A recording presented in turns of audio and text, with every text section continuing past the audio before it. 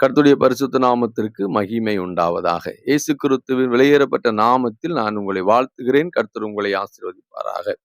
இந்த நல்ல நாளிலும் ஆமோஸின் தீர்க்க தரிசன புஸ்தகம் 8ஆம் அதிகாரம் 11வது வசனத்தை மையமாக வைத்து கர்த்தருடைய வார்த்தையை தியானிக்க போகிறோம். கடைசி நாட்களிலே ஒரு பஞ்சம் வரும். அந்த பஞ்சமானது ஆகார குறைவினாலோ தண்ணீர் குறைவினாலோ வருகிறதான பஞ்சம் அல்ல. வசனம் கேட்க கிடைக்காத ஒரு பஞ்சம் வரும் என்று சொல்லி இங்கே ஆமோஸ் தீர்க்கதரிசி எழுதி வைத்திருக்கிறார். இந்த வேத வசனத்தின் அடிப்படையில் இன்னைக்கு இருக்கக்கூடியதான காலகட்டங்களை, கிறிஸ்தவ உலகத்தை நீங்கள் பார்ப்பீர்களே ஆனால் வசனக்குறைவு பஞ்சமாக இன்று காணப்படுகிறது. சபைகளில் ஒருவேளை வசனம் பிரசங்கம் பண்ணப்பட்டாலும் பிரசங்கம் பண்ணுகிறதான நேரம் குறைக்கப்பட்டு கொண்டிருக்கிறது. வசனத்தை விரும்பாத ஒரு கூட்ட ஜனங்கள் பெருகி கொண்டிருக்கிறார்கள். இது அந்த சபை இந்த சபைன்னு சொல்ல விரும்பல. பொதுவாக இன்னைக்கு இருக்கக்கூடியதான 90% சபையும் அப்படிதான் இருக்கிறது. வசனத்தின் மேல் அவர்களுக்கு விருப்பம் இல்லை. போதகர்களும் வசனத்தை வியாக்கியானம் செய்து யதார்த்தமான சத்தியத்தை பேச அவர்கள் முயற்சிப்பதில்லை. அதுக்கு என்ன காரணம் என்பதை வேத வசனத்தின் அடிப்படையில நாம் தியானிக்கலாம். 2 தீமோத்தேயு புஸ்தகம் 4ஆம் அதிகாரம் 3வது வசனம் சொல்லுகிறது. ஏனென்றால் அவர்கள் ஆரோக்கியமான உபதேசத்தை பொறுக்க மனதில்லாமல் செவித்தனம் உள்ளவர்களாகி தங்கள் சுய இச்சைகளுக்கு ஏற்ற போதகர்களை தங்களுக்கு திரளாக சேர்த்து கொண்டு. நல்லா கவனிங்க, இன்னைக்கு இருக்கிற சூழ்நிலை என்றால் வசனம் பிரசங்கம் பண்ணுகிறதான போதகர்களோ வசனம் பிரசங்கம் பண்ணுகிறதான சபையோ வளர்ச்சி அடையாமல் இருக்கிறதை பார்க்க முடிகிறது. அதுக்கு மூல காரணம் என்ன அப்படின்னா, சபையானது இன்னைக்கு வசனத்தை விரும்பல, சத்தியத்தை விரும்பல, மனம் திரும்புதலை விரும்பல, பாவத்தை விட்டு விடுவதை விரும்பல, பரலோகத்தை விரும்பல, இந்த உலகத்திலே ஆண்டவருக்காக கஷ்டப்படுவதை விரும்பல.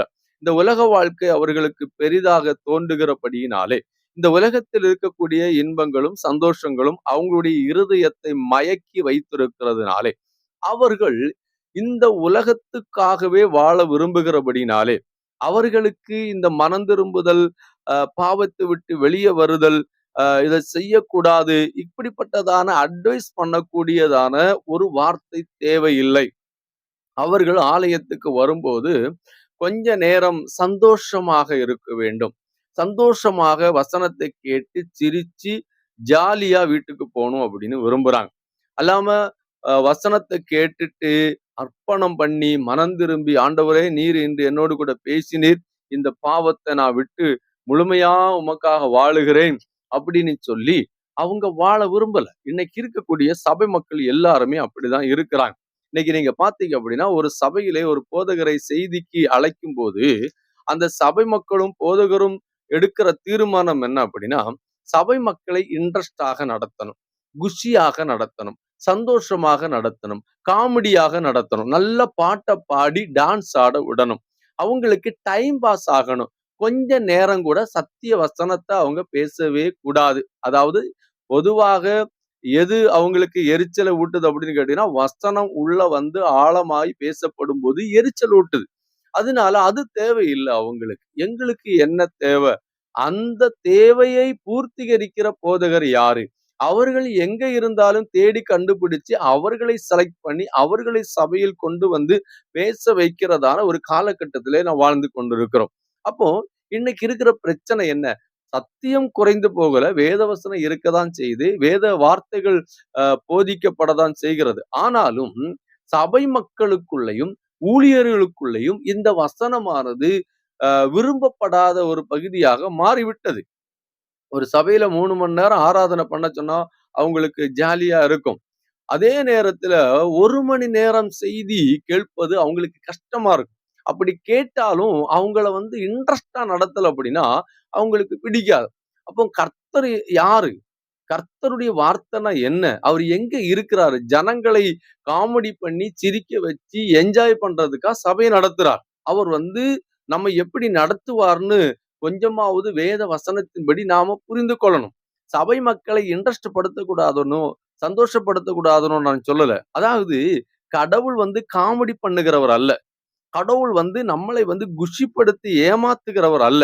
இது சினிமா ஷோ அல்ல. இது ஒரு டிராமா கிடையாது. இது ஒரு பொழுதுபோக்கு இடம் அல்ல. இது கர்த்தரை பயபக்தியோடு கூட பணிந்து குனிந்து ஆராதிக்கிறதான இடம். இந்த இடத்தை இன்னைக்கு பாத்தீங்க அப்படின்னா சீர்குலைச்சிட்டாங்க. மத்தேயு எழுதின சுவிசேஷம் 25ஆம் அதிகாரம் 15வது வசனம் சொல்லுகிறது போல, பாழாக்குகிற அருவருப்பு இன்னைக்கு புல்பிட்ல நின்னுகிட்டு, புல்பிட்டை தவறாக பயன்படுத்தி, சத்திய வசனத்தை ஜனங்களுக்கு கொடுக்காம, ஜனங்களை வஞ்சித்து, அவர்களை நரகத்துக்கு நேராக தள்ளும்படியாக பொல்லாத ஆவி சில ஊழியர்களை எடுத்து பயன்படுத்தி கொண்டிருக்கிறதை நாம் பார்க்க முடிகிறது. நல்லா கவனிக்கணும். ஒரு விஷயத்த நல்லா புரிஞ்சுக்காங்க. இயேசு யாரு? அவர் காமெடி பண்ணுகிறவரா? அவர் இப்படியெல்லாம் பேசுகிறவரா? அவர் இப்படியெல்லாம் கொச்சையான வார்த்தைகளை பயன்படுத்துகிறவரா? இல்லைன்னா நம்மை டைம் பாஸ் பண்ணி அவர் என்ன விளையாட்டு காட்டுகிறவரா? அவர் யாரு? அவர் எப்படிப்பட்டவர்? அவருடைய வல்லமை என்ன? அவருடைய வார்த்தையுடைய பவர் என்ன? இதெல்லாம் புரிந்து கொள்ளணும். அவர் ஒரு வார்த்தை சொன்னாலும் அந்த வார்த்தைக்கு ஜீவன் இருக்கிறது. அந்த வார்த்தை சரியாக இருக்கும். அதுக்காக கர்த்தர் சந்தோஷமா பேச மாட்டாரு, இல்லைன்னா சந்தோஷமா பேசக்கூடாது அப்படி நான் சொல்லல. சந்தோஷமா பேசுறதோ, ஒரு இடையில ஒரு தமாஷ் சொல்றதோ தவறுன்னு நான் சொல்லல. ஆனா முழுக்க முழுக்க ஒரு மெசேஜ், ஒரு சத்திய வசனமானது இப்படியே போய்கிட்டு இருந்தா என்னைக்கு மனம் திரும்புவாங்க? என்னைக்கு சபை பரிசுத்தம் அடையும்? என்னைக்கு சபை வருகைக்காக ஆயத்தப்படும்? என்னைக்கு அவங்களுக்குள்ள வருகையை குறித்துதான தாகம் உண்டாகும், பயபக்தி உண்டாகும், விழிப்புணர்வு உண்டாகும்? இப்படியே சபை போய்கிட்டு இருந்ததுன்னா சபை ஒரு நாள் நரகத்துக்கு போயிரும். வேத வசனத்தின் அடிப்படையில இன்னைக்கு பாத்தீங்க அப்படின்னு கேட்டீங்கன்னா, நோவாவின் நாட்களிலே நோவா பிரசங்கம் பண்ணினார். நோவா பிரசங்கம் பண்ணினது அவங்க கேட்கவே இல்லை. ஏன்னா அவர் சொன்னாரு, மழை வரப்போகுது, மழை வரப்போகுது, நீங்க எல்லாரும் மனம் திரும்பி வாங்க, நான் ஒரு பேழையை உண்டு பண்ணிருக்கேன், அதுக்குள்ள நுழைங்க அப்படின்னு சொன்னா, இவங்க ஒண்ணும் வரமாட்டேன்ட்டாங்க.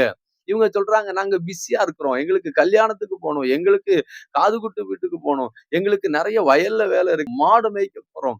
இததான் சொல்லிக்கிட்டு இருந்தாங்க. அவங்க யாருமே மனம் திரும்பி ஆலயத்துக்கு வரணும்னு விரும்பல.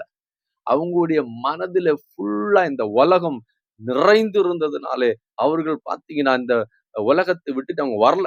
அதனால எவ்வளவுதான் வசனத்தை அவங்களுக்கு பேசினாலும் அவங்களுடைய இருதயம் பாத்தீங்கன்னா ஒரு போதும் வசனத்தை ஏற்றுக்கொள்ள. இங்க வேதம் சொல்லுகிறது, தங்களுக்கு ஏற்ற போதகர்கள் தங்களுக்கு ஏற்றபடி பிரசங்கம் பண்ணணும், தாங்கள் விரும்புகிறபடி பிரசங்கம் பண்ணணும். நீங்க நினைக்கிறீங்களா இயேசு நாம விரும்புகிறபடி நம்ம கிட்ட பேசுவார்னு?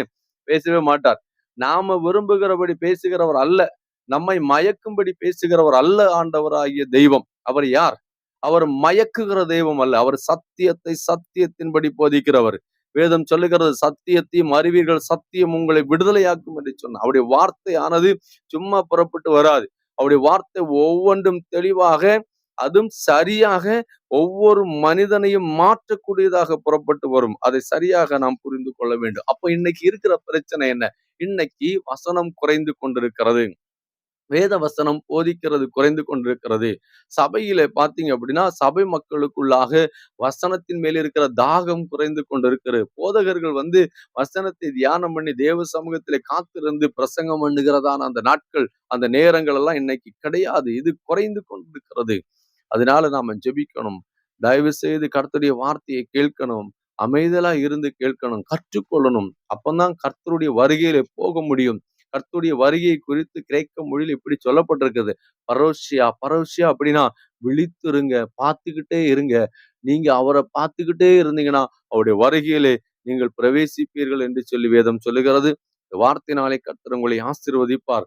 நாம் அந்த பஞ்சத்திலிருந்து தப்பித்துக் கொள்ள வேண்டுமே, ஆனால் நாம செய்ய வேண்டியது ஒண்ணுதான், தேவ சமூகத்தில இருந்து ஜெபிக்கவும், கர்த்தருடைய வார்த்தையை தியானிக்கவும், அனுதினமும் அவருடைய வார்த்தையை ஆகாரமாய் உண்ணும் போதுதான் அவருடைய வருகையில பிரவேசிக்க முடியும். இந்த வார்த்தையினாலே கர்த்தர் உங்களை ஆசீர்வதிப்பார். God bless you.